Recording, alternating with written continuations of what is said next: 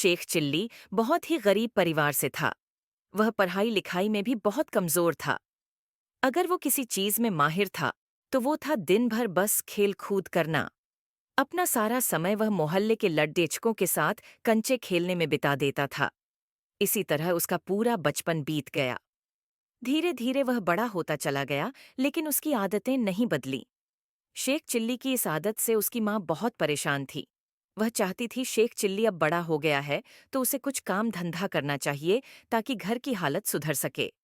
एक दिन उसने शेख चिल्ली को बुलाया और खूब डांट लगाते हुए कहा, कब तक तू दिन भर ऐसे ही मोहल्ले के आवारा लड्डकों के साथ कंचे खेलेगा?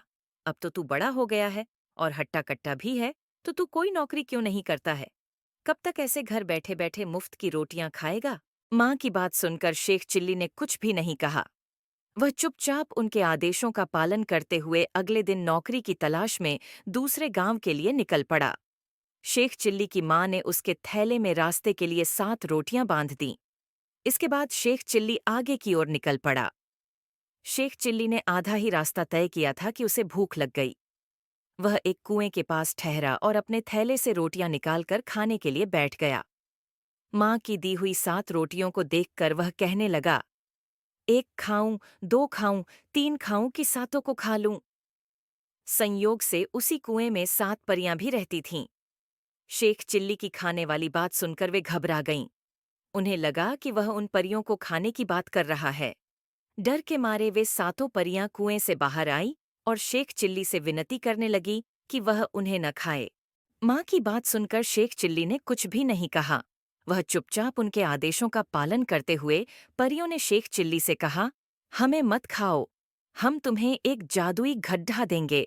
उस घड़े से तुम जो भी मुराद मांगोगे वह पूरी हो जाएगी। शेख चिल्ली ने परियों से जादुई गड्ढा लिया और फिर वापस अपने घर आ गया। घर पहुंचकर उसने अपनी माँ को परियों वाली बात बताई। माँ ये सब सुनकर हैरान थी। उसने सोचा, क्यों न परियों द्वारा दिए गए जादुई घड़े को आजमा कर देखा जाए।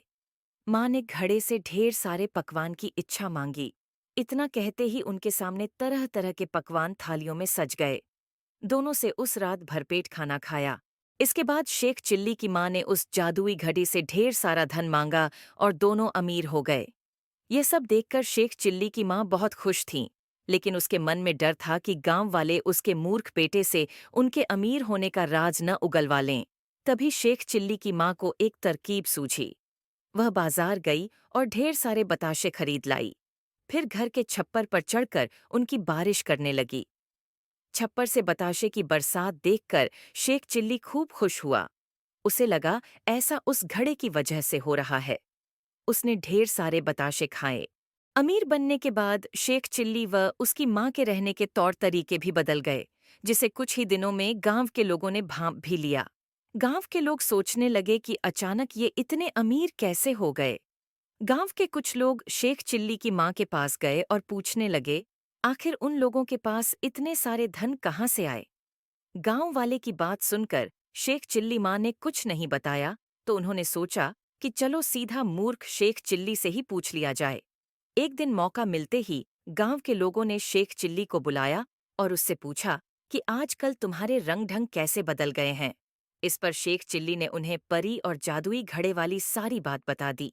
शेख चिल्ली की बात सुनकर गांव वाले उसके घर पर गए और जादुई घड़ा दिखाने के लिए कहने लगे। इस पर शेख चिल्ली की माँ ने कहा कि उनके पास ऐसा कोई घड़ा नहीं है। माँ ने कहा, तुम लोग तो जानते ही हो कि मेरा बेटा मूर्ख है, ये तो दिन में भी सपने देखता है। ये सुनकर शेख चिल्ली ने जोर देते हुए कहा, माँ, याद करो, मैंने तुम्हें ही वो जादुई घड़ा दिया था। क्या तुम भूल गई? उसी घड़े से तो हमने रात में ढेर सारे पकवान खाए थे और फिर हमारी छप्पर से बताशे की बारिश भी तो हुई थी। ये सुनकर उसकी माँ ने हंसते हुए कहा, लो, अब बताओ कोई, भला छप्पर से भी कहीं बताशे की बारिश होती है?